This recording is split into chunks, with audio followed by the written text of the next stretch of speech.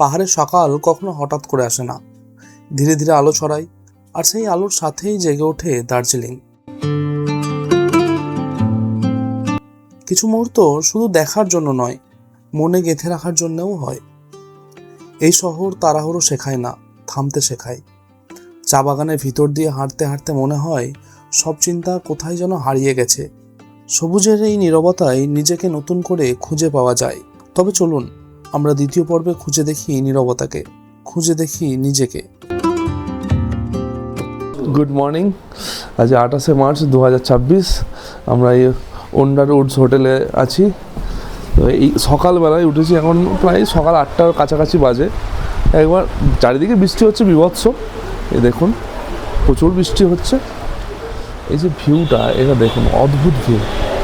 বড় বড় পাহাড়, তার মাঝামাঝি মেঘ ভেসে বেড়াচ্ছে, অপূর্ব।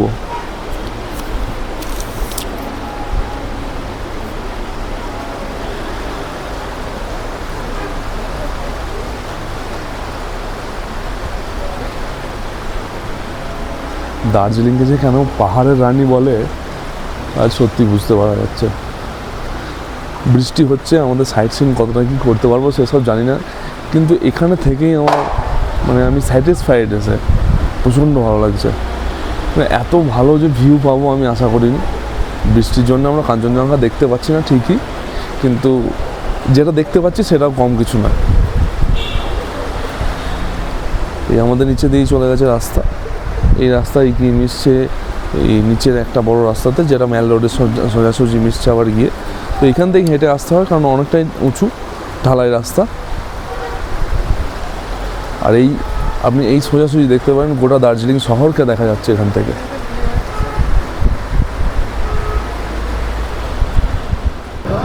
Good morning. আমরা এই দ্বিতীয় দিনে সাইট সিন করার জন্য যাচ্ছি। এই রাস্তাটা প্রচণ্ড ঢালু, তাই সাবধানে নামতে হচ্ছে। আমাদের গাড়ি আছে নিচের আমাদের সামনে। তো আমরা আজকে দার্জিলিংয়ে 7 পয়েন্ট ঘুরবো। আমরা শুরু করলাম আমাদের যাত্রা।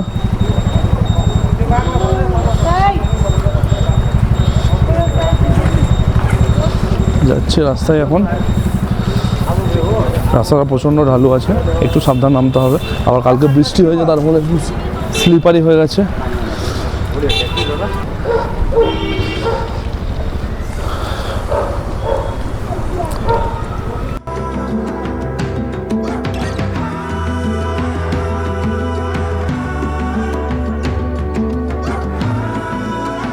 আমরা এসে পৌঁছলাম আমাদের প্রথম স্পট আজকের, পিস পাগোডা এবং জাপানিজ টেম্পল। এই হচ্ছে সিঁড়ি, এই সিঁড়ি দিয়ে উঠতে হবে।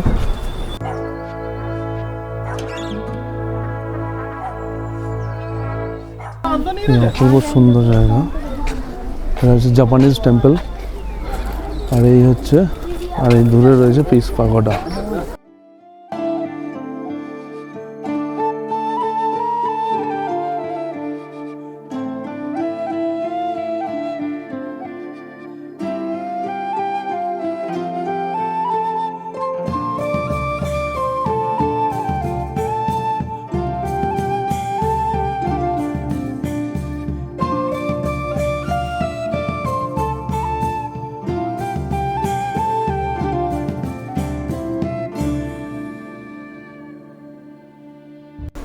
আমরা যাচ্ছি এখন পিস পাগোডায়। এই একটা বিস্তীর্ণ রাস্তা তৈরি করা হয়েছে। এর আগের বারে যখন এসেছিলাম এই দুপাশে বেড়া দেওয়া ছিল না, এটা নতুন করে দেওয়া হয়েছে। তখন এই রাস্তাটা ছিল, তবে বেড়া সিস্টেম ছিল না। বেশ ভালো। চারপাশের এই সুন্দর প্রকৃতি, সুন্দর ফুল ফুটেছে।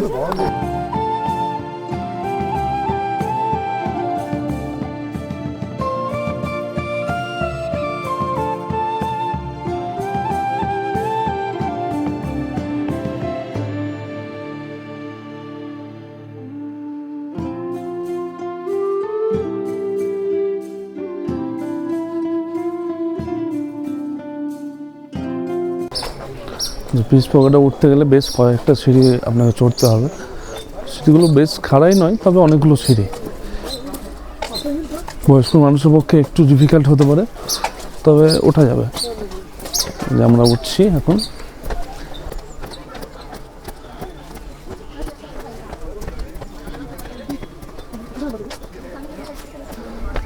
এই পিস পাগোডার অবস্থানটা দেখুন একবার, এই চারপাশে মেঘের মাঝখানে এরকম মনে হচ্ছে অপূর্ব সুন্দর একটা জায়গায় পিস পাগোডা করা হয়েছে। তো এই কথা সত্যিই যে শান্তির বার্তা দেয়, তার তো এরকমই জায়গা পাওয়া উচিত।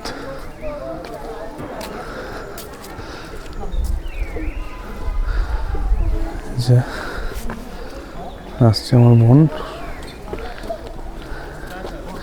আমার ঈশানি মাম্মাম, ঈশানি মাম্মাম,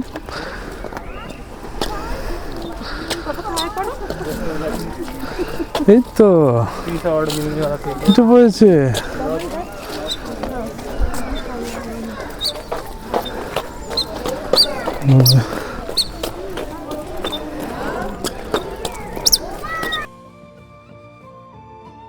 পিস পাগোডা পাহাড়ের কোলে এক অনন্য স্থাপত্য, যেখানে প্রকৃতি আর আধ্যাত্মিকতার মিলন ঘটে অপূর্বভাবে।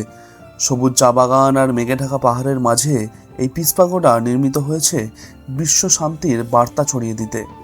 জাপানি বৌদ্ধ মঙ্ক নিকিদাৎসু ফুজির উদ্যোগে গড়ে ওঠা এই স্থান আজও শান্তি ও সম্প্রীতির প্রতীক।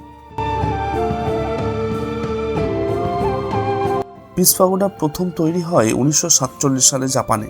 1954 সালে দ্বিতীয় বিশ্বযুদ্ধের পরবর্তীতে শান্তির বার্তা ছড়াতে গোটা বিশ্ব জুড়ে প্রায় 80-এরও বেশি পিস পাগোডা নির্মিত করা হয়। দার্জিলিংয়ে এই পিস পাগোডা তৈরি হয় 1992 সালে।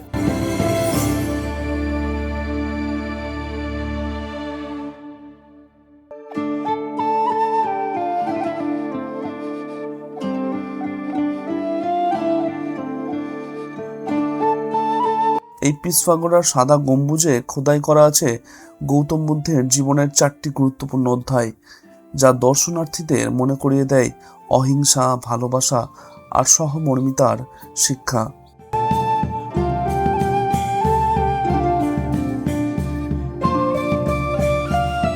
এই পাগোডার গম্বুজ মূলত পূর্ব এশিয়ার স্থাপত্য শৈলীর এক অনন্য নিদর্শন। গৌতম বুদ্ধের জীবদ্দশার ভিন্ন অংশকে স্কাল্পচারের মাধ্যমে তুলে ধরা হয়েছে এখানে।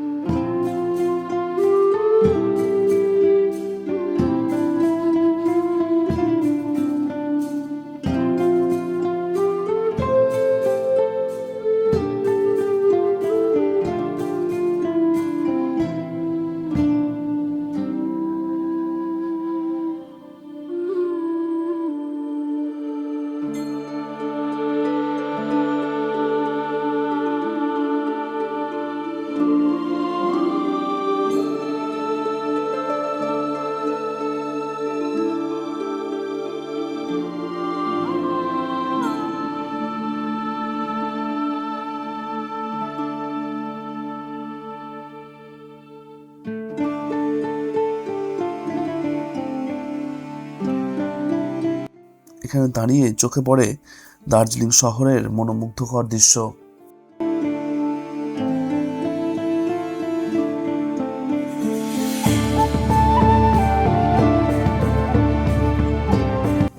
পিস পাগোডার ঠিক পাশেই রয়েছে জাপানিজ টেম্পল। এই টেম্পল তের বা ওদেরা নামেও পরিচিত। জাপানের সংস্কৃতি, ধর্ম এবং ঐতিহ্যের এক গুরুত্বপূর্ণ অংশ। এই মন্দির মূলত বৌদ্ধ ধর্মের উপাসনা কেন্দ্র বা উপাসনালয়, যেখানে মানুষ প্রার্থনা, ধ্যান এবং আত্মিক শান্তির সন্ধানে আসেন।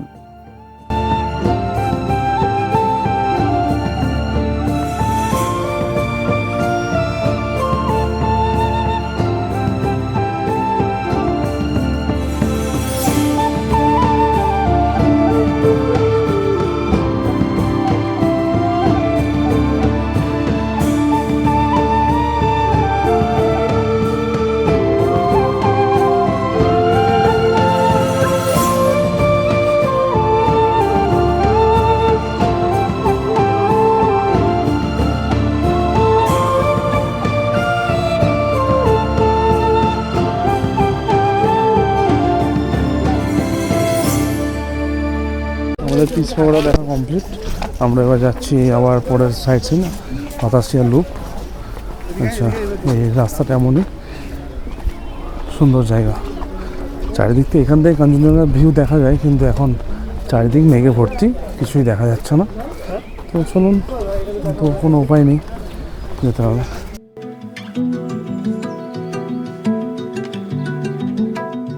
পাহাড়ি আঁকাবাঁকা রাস্তা, চা বাগান, মেঘে ঢাকা প্রাকৃতিক পরিবেশ। এই পথ যেন কোনো গন্তব্যে পৌঁছানোর জন্য নয়, বরং হারিয়ে যাওয়ার জন্য।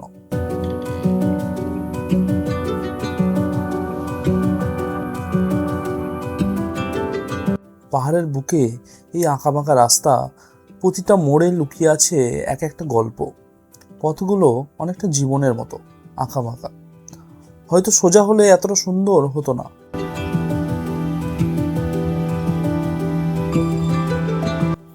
এই মেঘ, এই চা বাগান, এই রাস্তা, এই সবুজ, সবকিছু মিলিয়ে যেন এক নীরব কবিতা।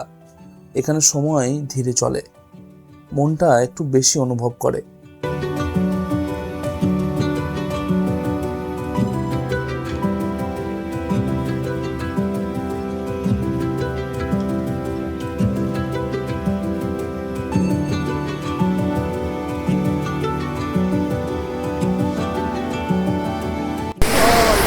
আমরা এসে পৌঁছেছি আমাদের আজকের সেকেন্ড স্পট, রক গার্ডেনে। এই অপূর্ব দৃশ্য। এর আগের বার যখন এসেছিলাম জলের স্রোত এতটা ছিল না, এখন জলের স্রোত বেশ বেশি, এবং এখানে একটা ঝর্ণা পড়ে আসছে। এর ওপর দিয়ে এখন উঠতে হবে আমাদেরকে, এই যে সিঁড়ি আসছে, এই সিঁড়ি বেয়ে উঠতে হবে, ঘুরে ঘুরে আরও উপর পর্যন্ত ওঠা যায়। আমরা চেষ্টা করবো যতটা উপরে ওঠা যায়। তবে এই আসার যে রাস্তাটা ছিল, এটা ছিল অসাধারণ।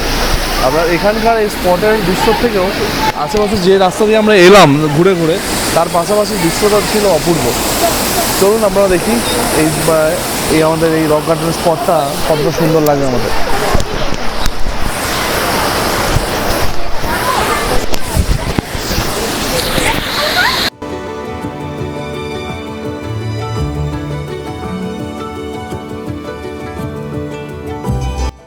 দার্জিলিংয়ের কুয়াশায় ঢাকা পাহাড়ে ধীরে ধীরে ভেসে ওঠে এক স্বপ্নের জগৎ, রক গার্ডেন। ঝর্ণার জল পাথরের বুকে আছড়ে পড়ে সৃষ্টি করে মায়াবী সুর। প্রতিটা ধাপে, প্রতিটা মোড়ে লুকিয়ে আছে প্রকৃতির নিখুঁত শিল্পকলা।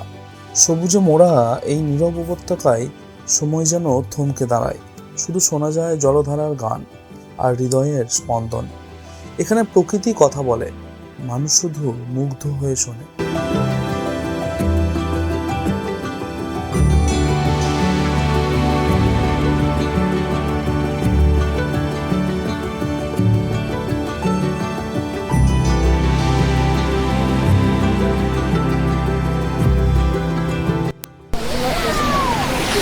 এখনও এই রাস্তা দিয়ে আরও উপরে উঠে যাওয়া যায়। এখন প্রচণ্ড বৃষ্টি আরম্ভ হয়ে যাচ্ছে, ঝিপ করে ভালো বৃষ্টি নামছে, তাই আমরা উপরে আর উঠছি না, খুব তাড়াতাড়ি আমরা নিচে নেমে যাচ্ছি। এই সেকেন্ড পয়েন্ট পর্যন্ত উঠলাম।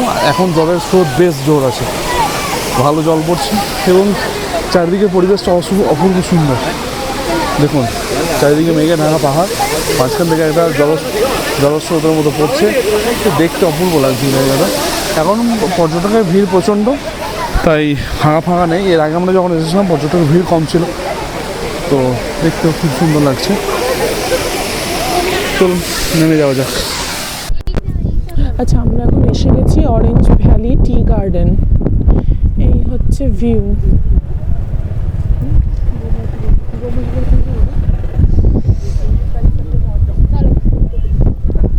দেখা যাক, এই হচ্ছে রাস্তা। এই রাস্তা দিয়ে আমরা চলে যাব, দেখা যাক কতটা যেতে পারি।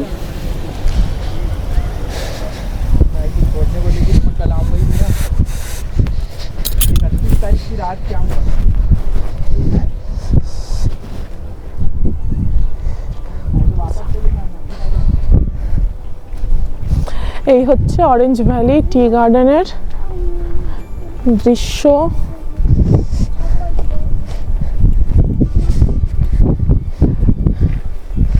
মেঘগুলো এরকম ভাসছে,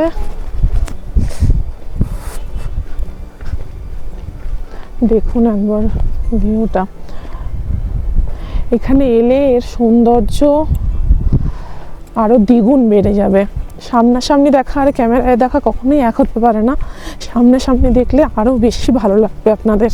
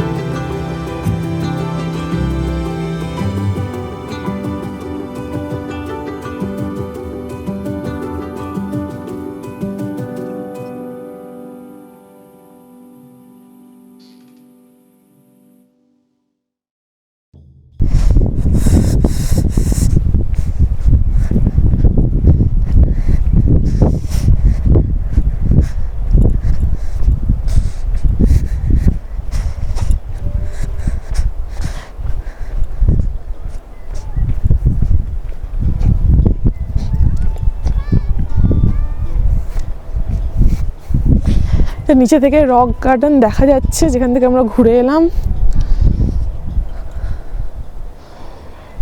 এখানে কিছু ছোট ছোট বন্য ফুল, মানে পাহাড়ি ফুল হয়ে আছে, আর এই হচ্ছে দৃশ্য।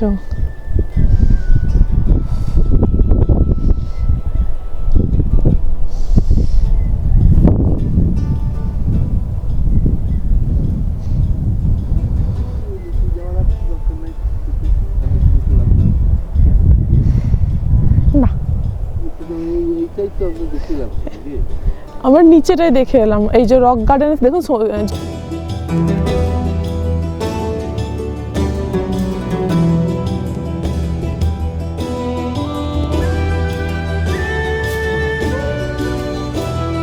মেঘে ঢাকা পাহাড়ের বুকে নিঃশব্দে লুকিয়ে আছে এক স্বপ্ন, অরেঞ্জ ভ্যালি টি গার্ডেন। সাদা কুয়াশার চাদরে ঢেকে যায় সবুজের বিস্তার, যেন প্রকৃতি নিজেই আঁকছে রহস্যময় ছবি। চা গাছের সারি হারিয়ে যায় মেঘের ভিতরে, আর প্রতিটা নিঃশ্বাসে মিশে থাকে শীতলতার স্পর্শ। এখানে সময় ধীরে চলে, শব্দগুলো নরম হয়ে যায়, আর হৃদয় শুনতে পায় প্রকৃতির গভীর নিঃশ্বাস।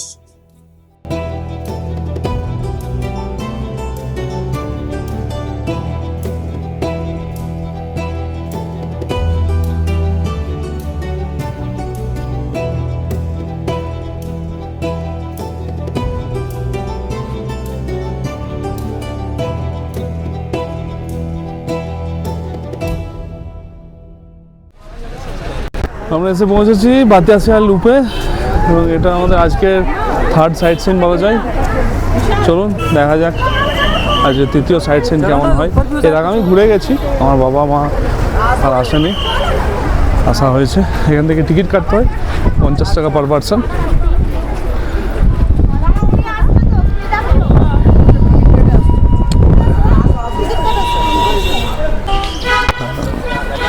আমরা এখন ঢুকেছি বাতাসিয়া লুপে, এবং এই হচ্ছে সেই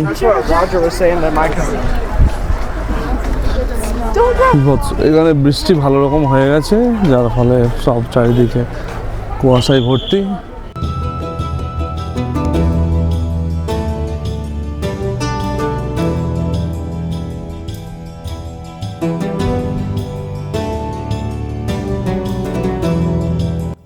কুয়াশার চাদরে মোড়া পাহাড়ের বুক চিরে নিঃশব্দে এগিয়ে চলে ট্রেন। এটাই বাতাসিয়া লুপ, দার্জিলিংয়ের এক অনন্য বিস্ময়।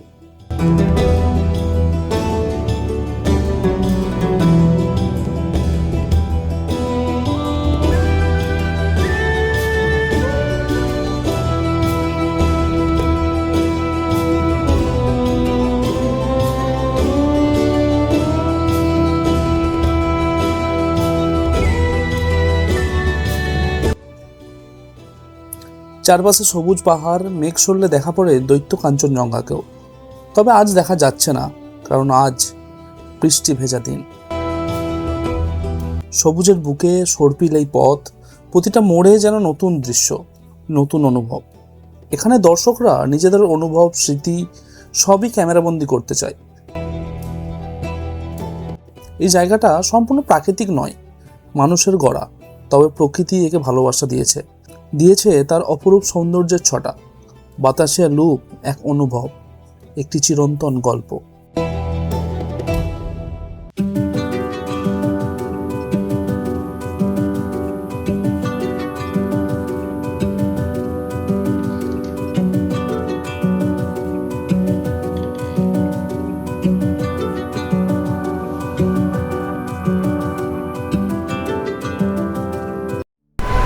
আমরা এখন এসে পৌঁছলাম ঘুম মনেস্ট্রিতে। প্রচণ্ড বৃষ্টি হচ্ছে আর চারিদিকে কুয়াশায় ভর্তি, কিছুই দেখা যাচ্ছে না। তবুও দেখা যাক কতটা দেখা যায়, সেই এসেছি দেখার জন্যই তো। চলুন যতটা দেখাতে পারি।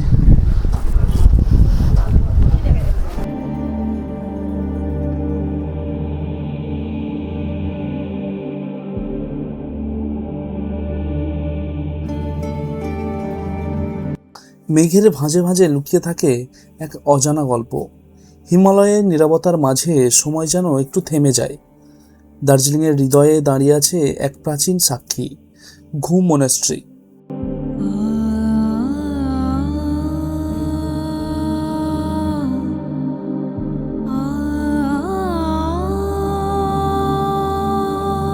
(1850) সালের ইতিহাস আজও দেওয়ালের গায়ে গায়ে বেঁচে আছে। প্রার্থনার চাকার প্রতিটি ঘূর্ণনে যেন প্রতিধ্বনিত হয় শত বছরের বিশ্বাস। অন্ধকার আর আলোয় মিশে থাকা সেই হলঘরে চোখে পড়ে 15 ফুট উঁচু মৈত্রেয় বুদ্ধ, নীরব অথচ গভীর, স্থির অথচ জীবন্ত। ধূপের গন্ধ, মন্ত্রের সুর আর পাহাড়ি বাতাস সব মিলিয়ে তৈরি করে এক অন্য জগৎ। এখানে শব্দ কম, অনুভূতি বেশি। এখানে দর্শন নয়, অনুভব করাই আসল।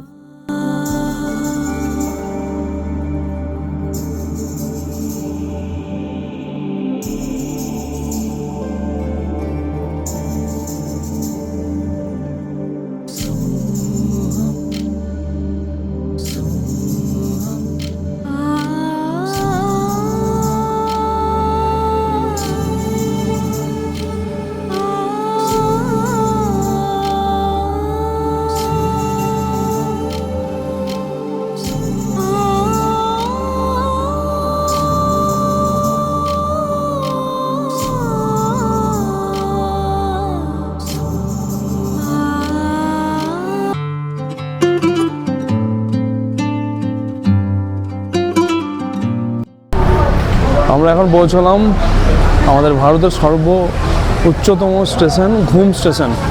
এই স্টেশনেই শুটিং হয়েছিল मैं हूं ना। শাহরুখ খান এখান থেকেই নেমে এন্ট্রিটা এখানেই শ্যুট করা হয়েছিল। প্রায় 7588 কিলোমিটার উঁচুতে পায়। দারুণ জায়গা। এটা তো ঐতিহ্যবাহী স্টেশন। ঘুম স্টেশন, এখানে সময় শুধু থেমে যায় না, হারিয়ে যায়। হিমালয়ের কুয়াশা যখন নেমে আসে, পৃথিবীর সবকিছু ধীরে ধীরে মিলিয়ে যায় সাদা এক অজানায়। বাতাসে ভেসে আসে ঠান্ডার কামড়, আর সেই সাথে অতীতের ফিসফিসানির শব্দ। 7407 ফুট উচ্চতায় দাঁড়িয়ে এই নিঃশব্দ প্রহরী কত গল্প, কত বিদায়, কত অপেক্ষা, সবকিছুর সাক্ষী হয়ে আছে চুপচাপ।